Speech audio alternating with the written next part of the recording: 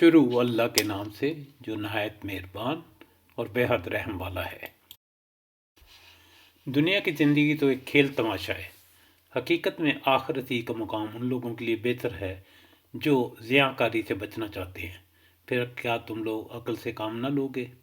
اے محمد صلی اللہ علیہ وسلم، ہمیں معلوم ہے کہ جو باتیں یہ لوگ بناتے ہیں ان سے تمہیں رنج ہوتا ہے، لیکن یہ لوگ تمہیں نہیں جھٹلاتے، بلکہ یہ ظالم دراصل اللہ کی آیات کا انکار کر رہے ہیں۔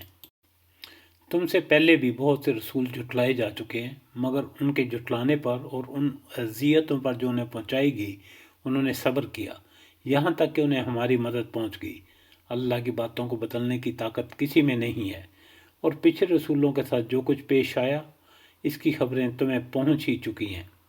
تاہم اگر ان لوگوں کی بے رخی تم سے برداشت نہیں ہوتی تو اگر تم میں کوئی زور ہے تو زمین میں کوئی سرنگ ڈھونڈو یا آسمان میں سیڑھی لگاؤ اور ان کے پاس کوئی نشانی لانے کی کوشش کرو۔